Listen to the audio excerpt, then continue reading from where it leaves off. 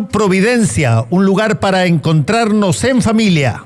BTR Negocios, el pack más conveniente para tu negocio. Presentan Combinación Clave. Toda la opinión, realidad y debate sobre los temas que me interesan. Junto a Fernando Paulsen. La clave me escucha. ¿Cómo están? Bienvenidos a Combinación Clave. Estamos ya con nuestra primera entrevistada. Ella es Claudia Hayes. Claudia Hayes es integrante de la Comisión Técnica por el Proceso Constituyente. Además es jefa de la carrera de Ciencia Política del Instituto de Asuntos Públicos de la Universidad de Chile. Claudia, ¿cómo estás? Hola, buenos días. ¿Qué tal? Bueno, ustedes son, entiendo, 14 personas, ¿no? Las que conforman la Comisión Técnica. Sí, somos 14, 7 del oficialismo y 7 de la oposición. Exacto. Es lo que se llama una comisión paritaria. Ojalá haya más cosas paritarias, pero en otro sentido. Sí, paritaria en el sentido de género, dices tú. Claro, aquí esta es una comisión paritaria en términos políticos, que bueno, eso no es representativo, digamos, de las fuerzas políticas, de la cantidad de gente que apoya, digamos, cada una de las fuerzas políticas, pero yo me imagino que eso fue parte de la negociación de los 12 puntos y la verdad es que no es muy relevante porque nosotros no hacemos negociación política, sino que simplemente traducimos a reformas concretas lo que las fuerzas políticas decidan, digamos. Ya, eso es interesante para en una primera entrada, que es a ver ¿qué hace la Comisión Técnica y qué no hace la Comisión Técnica? La Comisión Técnica no toma las decisiones políticas. La Comisión Técnica traduce la decisión política a reformas constitucionales, a armonización, por ejemplo, con las instituciones y con la legislación vigente. Entonces, si las fuerzas políticas dicen vamos a hacer una comisión paritaria y los partidos se ponen de acuerdo en que va a haber igualdad de género en la Convención Constitucional, ellos nos van a dar el mandato a nosotros que somos la Comisión Técnica de diseñar ese sistema. Y nosotros vamos a convertir esa decisión política en algo que se pueda implementar de acuerdo con las leyes y con las instituciones vigentes. O sea, para ponerlo en términos concretos, la Comisión Técnica lo que básicamente hace es canalizar hacia el lenguaje correspondiente y las fórmulas correspondientes lo que se ha decidido que esté o no esté en esta convención, ya sea la mixta o la constituyente o constitucional, en términos de contenido, pero es básicamente un implementador del contenido que deciden otros, digamos. Exacto, y también tenemos que ponernos en distintos escenarios, ver qué problemas podrían surgir. Por ejemplo, tuvimos una discusión muy larga sobre el diseño del voto de la convención.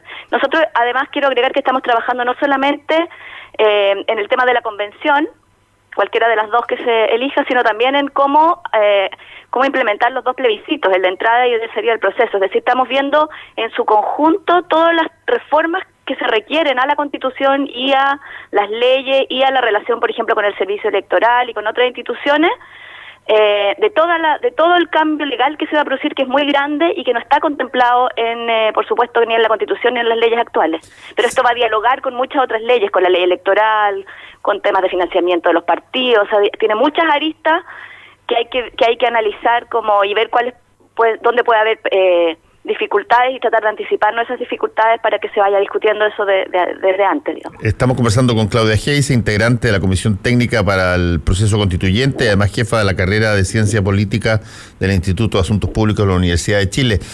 Claudia, ahí tú mencionaste la forma de votar. Sí. De cómo se va a llevar a cabo esto.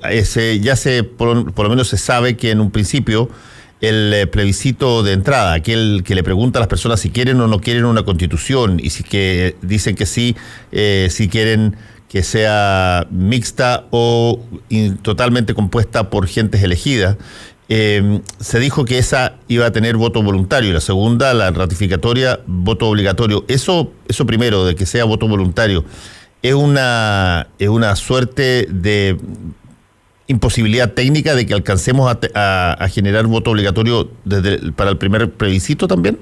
No, para nada. Y de hecho el acuerdo no dice que las primeras sean con voto voluntario. Lo que pasa es que solo se pronuncia sobre la obligatoriedad del voto en el plebiscito ratificatorio. No dice que sea... Y ese es otro tema que le da mucho trabajo a la Comisión Técnica, que es que hay que interpretar un acuerdo que salió con 12 puntos, 2 páginas, o sea, es un acuerdo bastante escueto, digamos, que salió en la madrugada esa famosa madrugada del viernes, sí. Claro, el viernes en la mañana, jueves en la noche. Entonces, efectivamente, lo que sabemos a ciencia cierta es que el plebiscito de salida es con voto obligatorio.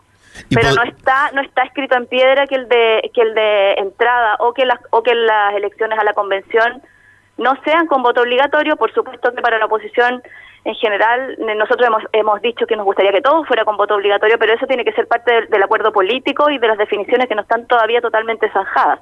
Lo que sí sabemos es que hay que pensar en instaurar voto obligatorio para el de salida, pero los otros dos no es claro que tengan que ser con voto voluntario. ¿Y cómo se define esa duda? Bueno, eso es lo que tienen que decidir las personas que están negociando políticamente, los negociadores políticos. Hasta el momento nosotros lo estamos pensando como que solo el de salida sería con voto obligatorio, pero si hubiera una instrucción en otro sentido, tendríamos que adecuarlo y eso se puede hacer.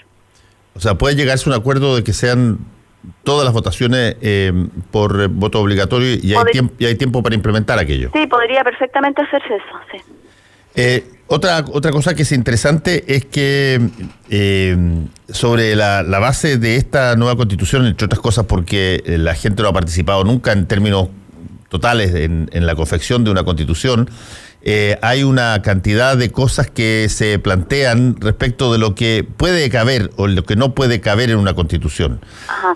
Y eso es interesante porque, a ver, Claudia, ¿por qué no nos cuentas un poquitito qué es lo obvio que tiene que ir dentro de una constitución y qué son cosas que eventualmente podrían no estar dentro de los quórums de aceptación de aquello?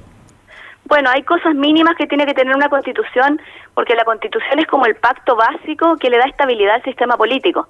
Si no tuviéramos constitución, podríamos estar cuestionando sobre la marcha, por ejemplo, el régimen político. Podríamos decir, ya no queremos que Chile... Imagínense que de pronto a alguna fuerza política se le ocurriera cuestionar que seamos una república y quisieran instaurar, no sé, una monarquía en Chile o cambiar el régimen político de presidencial a parlamentario. Ese tipo de definiciones son tan estructurales que los sistemas políticos los anclan en la Constitución, hacen que sea más difícil modificarlo como al calor de la lucha política rutinaria. Entonces, por ejemplo, la definición del régimen político presidencial, semipresidencial, parlamentario, probablemente debiera estar en la Constitución, y ese es un tema que se ha discutido harto en Chile y que es polémico. Hay otras cosas que no son polémicas. Por ejemplo, seguramente la Constitución va a decir que Chile es una república democrática, va a establecer quiénes son ciudadanos en este sistema político, va a establecer la mayoría de edad para ejercer el voto, va a establecer un catálogo de derechos fundamentales. Todas las constituciones establecen ciertos derechos, va a establecer la separación de poderes, ejecutivo, legislativo, judicial, y también la función que cumple cada uno de esos poderes en el sistema político. De esa manera se evita que se esté cuestionando, por ejemplo, el rol de, no sé, pues del Poder Judicial, del Poder Ejecutivo y las relaciones entre los poderes. Esos son como elementos mínimos que están en todas las constituciones y que yo creo que no van a tener dificultad en concitar los 2/3 que se han establecido para los acuerdos, porque son cosas que generan bastante consenso, y esa es la idea. La idea es que la Constitución no sea un campo de batalla, que la Constitución sea simplemente darle estabilidad a normas en las que la gran mayoría de las personas en Chile están de acuerdo. De eso se trata la Constitución, y por eso yo creo que el tema de los 2/3 realmente no es tan problemático como ha planteado alguna gente. Sí, está bien que sea supramayoritario el consenso de qué es lo que de los fundamentos esenciales de lo que nos define como comunidad política. Sí, sobre eso te iba a preguntar qué tan extendido en la confección de constituciones alrededor del mundo está el que para las cosas que deban estar haya un quórum tan alto. No es inusual. Hay bastantes constituciones que tienen quórum. Es alto 2/3, a veces es menor, pero no es inusual. Creo que, bueno, no recuerdo en este momento la cifra, pero me parece que la mitad, en algunos estudios, como que la mitad de las constituciones se han elaborado con supramayorías de ese tipo. No es inusual y además va en el espíritu de la idea de que las constituciones consagren grandes acuerdos sociales. La razón por la que en Chile ha despertado tanta suspicacia el tema de los 2/3 es porque lo que nosotros hemos tenido en la historia de los últimos años, desde la vigencia de la Constitución del 80, es que los 2/3 se han usado no para instaurar grandes acuerdos, sino para mantener acuerdos previos que no eran democráticos. O sea, nosotros necesitábamos 2/3 para cambiar a lo que había sido impuesto por la dictadura. Entonces ahí, claro, los 2/3 significaban en la práctica darle poder de veto a 1/3 sobre una norma base que no era democrática. Pero ahora estamos hablando de instaurar democráticamente una norma por 2/3, que es completamente distinto. Es totalmente distinto requerir 2/3 para ponernos de acuerdo que requerir 2/3 para cambiar un acuerdo previo que fue impuesto por la fuerza. Por eso que yo creo que eso ha generado un poco de confusión y ruido el tema de los 2/3. Estamos conversando con Claudia Hayes. Ella es integrante de la Comisión Técnica en el Proceso Constituyente, jefa de carrera de la Ciencia Política del Instituto de Asuntos Públicos de la Universidad de Chile. Hay una serie de cosas que son bien interesantes de poder conversar dentro de un espacio que se ha iniciado en términos de hechos, de facto. Se ha iniciado una suerte de pedagogía constitucional muy abierta. No es extraño que la constitución política del país esté entre los libros más vendidos desde que se comienza y que se ha implementado esta posibilidad constituyente, y por lo tanto hay mucha gente que tiene bastantes ganas de salir de determinadas dudas respecto de montones de cosas. Por ejemplo, algunas de las dudas más recurrentes son si es que se escogiera, por ejemplo, una convención constituyente como alternativa constitucional, ¿está congelado ese número, el número de los diputados, o ese número puede ser ampliado, puede ser reducido? ¿Cómo es? Eso es parte del acuerdo político al que hay que llegar. No está congelado. Lo que establece el acuerdo es que se va a tomar como base el modelo de la elección de diputados, pero eso no está escrito en piedra. Si se quisiera hacer algún factor correctivo, por ejemplo, para pueblos originarios en escaño reservado o para la paridad de género, se podría eventualmente pensar en ampliar el número, y tampoco es raro que haya asambleas constituyentes más numerosas dada la población chilena. De hecho, hay un estudio de un autor de sistemas electorales que, si viéramos que la población chilena señala que el número ideal para una asamblea representativa en Chile debiera ser alrededor de 266 representantes. Eso sería como el número ideal, así desde el punto de vista del diseño de sistemas electorales. Entonces sería un poco mayor que los 155, 266 serían 111 personas más que, si es que calculé bien, no soy muy buena para las matemáticas, pero llegar a 266 sería el número ideal en un diseño ideal. Ahora hay que decir que están circulando muchísimas ideas de redistritaje para hacer más representativa la asamblea, y la verdad es que a veces las ideas pueden ser súper buenas, pero la factibilidad política de llevarlas a cabo hace que muchas veces los diseños sean mucho más conservadores de lo que uno quisiera. Si estuviéramos en un laboratorio electoral, podríamos hacer muchas más cosas de lo que se va a allanar a hacer seguramente la derecha hoy día en la negociación con la oposición. Pero sí, yo quiero decir que una asamblea constituyente, o sea, ya sea la convención mixta o la convención constitucional, tiene que ser lo más representativa posible. Es mucho más importante la representatividad en este caso que en un parlamento ordinario. Y por lo tanto las fuerzas políticas ojalá sean conscientes de que aquí no estamos diseñando un parlamento para legislar, estamos diseñando un parlamento para hacer la ley fundamental, y por lo tanto la legitimidad de la Constitución es mucho más importante que la legitimidad de la ley desde el punto de vista de la representación, porque la ley se modifica. O sea, cuando sale un gobierno de derecha, las leyes se trata de legislar hacia la derecha, y cuando sale un gobierno de izquierda se trata de legislar hacia la izquierda. Pero aquí no estamos hablando de eso, estamos hablando de los puntos comunes entre las distintas visiones políticas. Y por eso es tan importante que estén presentes los pueblos originarios, las mujeres y los grupos que han estado ausentes de la representación política en Chile, y que a mi juicio han dañado mucho la relación entre representantes y representados en los últimos años. Estamos conversando con Carmen Hayes. Claudia. Perdón, Claudia. Mi madre se llama Carmen y siempre la recuerdo. Bonito nombre. Ya, Claudia Hayes, integrante de esta Comisión Técnica del Proceso Constituyente. Claudia, hay otra cosa que también ha empezado a generar algo de ruido, y yo creo que el ruido está asociado al hecho de que mientras se están bajando las dietas de los parlamentarios, en una idea que ha surgido y que ya se materializó por lo menos en la Cámara de Diputados, está la preocupación respecto de, esta convención constitucional mixta o total, Tiene que ser pagada, va a ser pagada y tiene que durar durante un tiempo y las personas se tienen que dedicar a tiempo completo y por lo tanto va a tener que haber un pago ahí. ¿Cuál es ese pago? ¿Tiene que tener alguna relación con la de los diputados o en fin? No está definido cuál va a ser el pago. A mi juicio debiera ser algo parecido al de los diputados. Efectivamente va a salir caro, no solo eso, va a salir cara la realización del plebiscito. Los plebiscitos son caros, vamos a tener 2 plebiscitos, es decir, es cierto que se va a gastar bastante plata pública en todo este proceso, pero eso es lo que cuesta la democracia. Sería mucho más barato, cuando la gente dice, no le paguen a los parlamentarios, claro, cerremos el parlamento, pero el costo de eso es tener una dictadura. La única forma de tener representación política es cuando la comunidad financia esa representación política, porque cuando no se financia con fondos públicos, cuando estas cosas no vienen de fondos públicos, vienen de fondos privados, y todos sabemos que el que pone la plata pone la música, ¿no?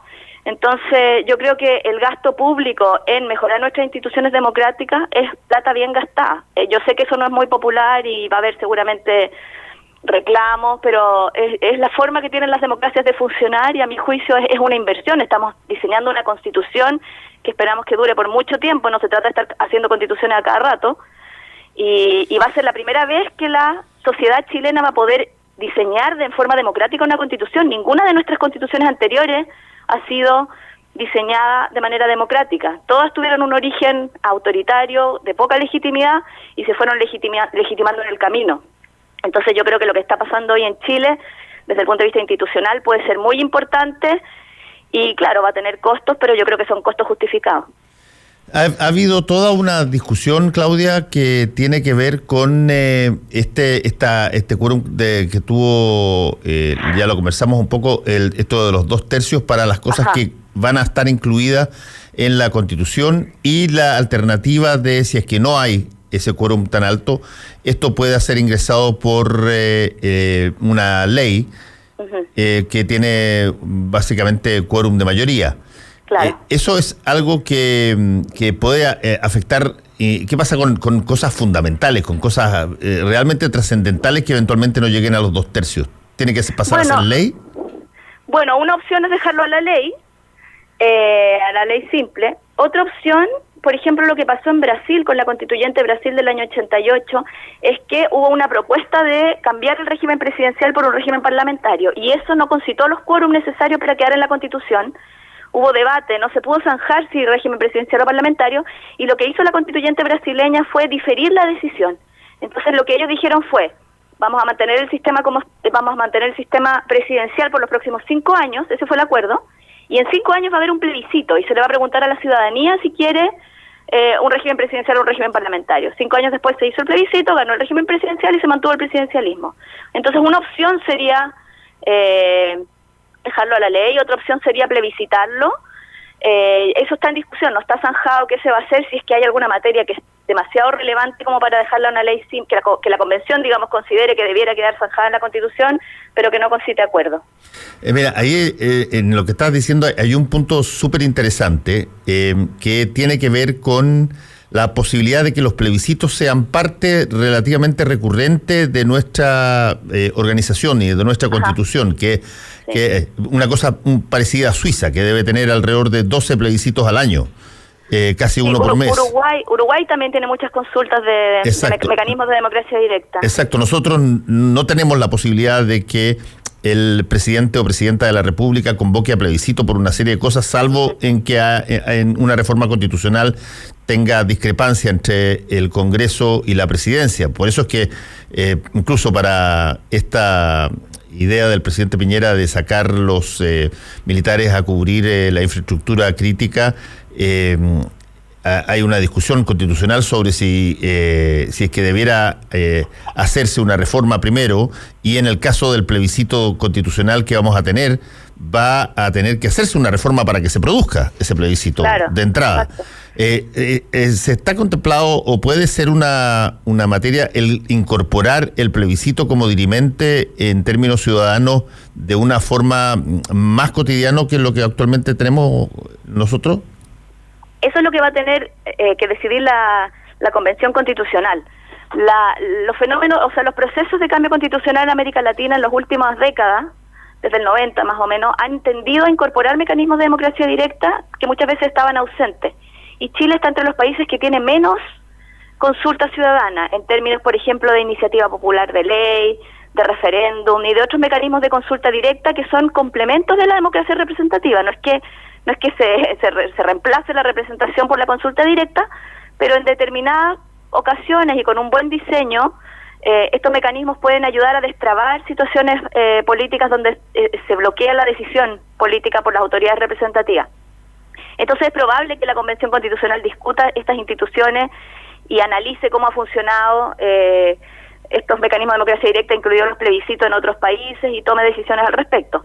Eso para el funcionamiento futuro, digamos, de la democracia chilena. Por ejemplo, yo creo que la iniciativa popular de ley, cuando la ciudadanía puede juntar firmas y decir queremos que el Parlamento legisle sobre este tema, eso ha funcionado muy bien, por ejemplo, en Uruguay,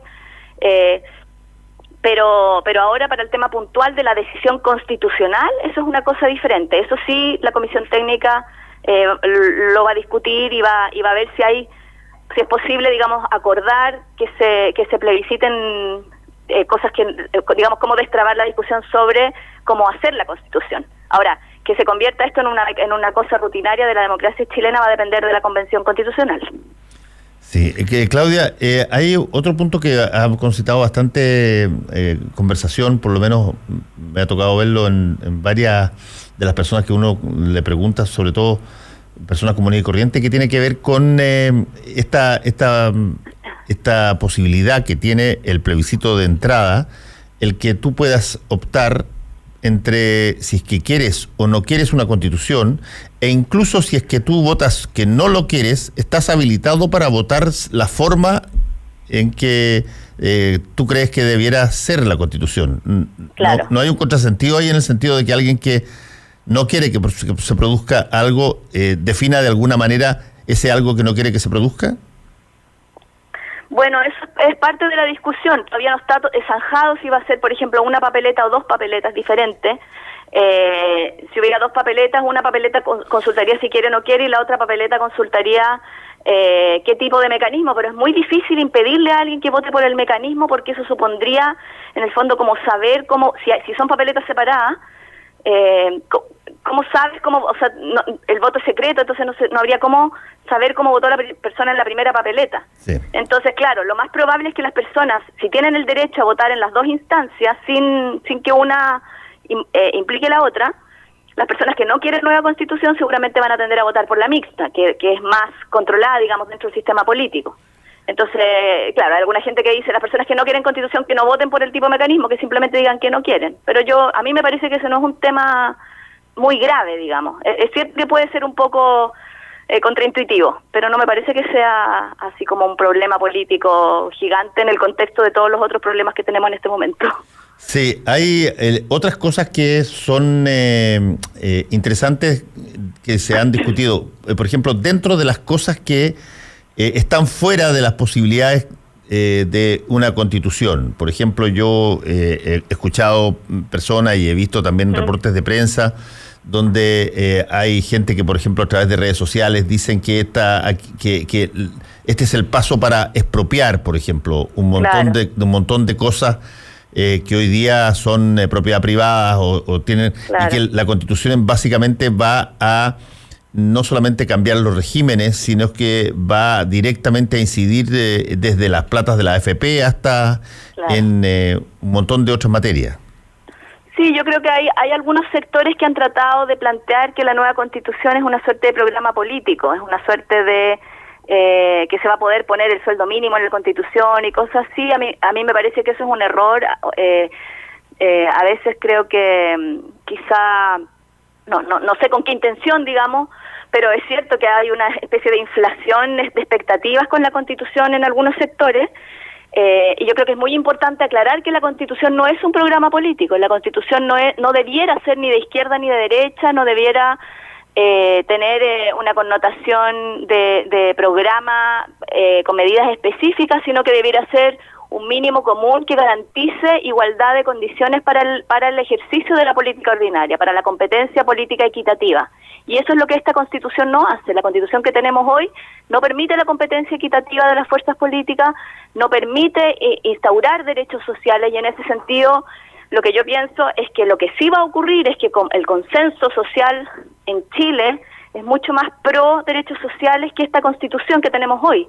Entonces yo creo que en ese sentido sí va a haber un cambio en el giro de las cosas que, por ejemplo, el Estado va a poder hacer, o los derechos que las personas van a poder reclamar en términos de salud, educación, vivienda. Pero eso no significa que la Constitución vaya a gobernar, no sé, pues con un color político específico. Y entonces yo creo que, digamos, lo importante, o sea, creo que no hay que el hecho de que no sea un programa político no debiera llevar a desvalorar, a mirar en menos el efecto que puede tener cambiar las reglas políticas y destrabar este bloqueo a las demandas sociales y a la percepción en el fondo mayoritaria de la sociedad que no se ha podido expresar políticamente por los últimos 30 años. Aún así, Claudia, hay cosas de bastante profundidad y bastante estructurales que una Constitución puede modificar. Por ejemplo, puede modificar el sistema político, podría decidir, y te lo puedo exagerar. Ajá. Te lo puedo exagerar para solamente con el fin de poder discutir, pero podría decidir la Asamblea que nos transformemos en un sistema federal, o que exista un sistema del Poder Judicial sobre la base de jurado, en vez de por sorteo. Claro, por sorteo. O podrías tú tener una serie de posibilidades legales que eventualmente sean distintas a las que nosotros hemos conocido, pero eso es un marco, digamos, no es un contenido específico. Es un marco, pero también ese marco podría generar mucha inestabilidad, y por eso es que la derecha está pidiendo garantías de que esto no va a ser una locura y que va a aparecer una asamblea que va a decir, no sé, pues que algo demasiado radicalmente distinto de lo que es Chile, de lo que ha sido la tradición constitucional chilena. Entonces yo creo que por eso es importante los 2 tercios, o sea, 2 tercios de los representantes no van a querer convertir a Chile en una monarquía, no sé, pues, vitalicia. Entonces, yo creo que lo importante de esto es destrabar la expresión democrática. Y yo creo que la gente en Chile, y se ha visto en los cabildos, se ha visto incluso en el proceso constituyente de Bachelet, que las cosas que la ciudadanía demanda no son locuras así excéntricas, no quieren convertir a Chile en un soviet ni nada por el estilo, son cosas bastante razonables. Y yo creo que es bueno darle certezas y garantías a las personas que le tienen tanto miedo a la democracia y a la expresión de la ciudadanía, de que la ciudadanía no quiere cosas muy excéntricas, la ciudadanía lo que quiere es poder expresarse políticamente y que su expresión tenga correlato en las políticas públicas, cosa que no ha ocurrido por una Constitución que traba sistemáticamente la voluntad popular y distorsiona a las mayorías. La distorsionó mucho con el sistema electoral binominal, donde daba lo mismo votar, y eso aumentó la desafección y aumentó la abstención electoral de manera dramática en Chile, y eso ha dañado mucho nuestro sistema político. Por lo tanto, yo creo que lo que hay que pensar es que la nueva Constitución lo que va a hacer es democratizar el sistema político y permitirle a la gente decir lo que quiere y expresarse a través de canales institucionales, a través de partidos políticos que ojalá se legitimen un poco más, sean más responsables, dirigentes políticos más cercanos a la ciudadanía. O sea, yo creo que lo que tenemos que pensar es que el cambio constitucional es un camino a sanar un poco un sistema político que está muy dañado y no un programa político específico. Claudia Hayes, integrante de la Comisión Técnica por el Proceso Constituyente, muchas gracias por este contacto con Combinación Clave, que te vaya muy bien. Gracias, muchas gracias a ustedes. Para hacer un buen negocio necesitas ser un gran anfitrión. Para organizar un seminario productivo debe elegir el lugar correcto.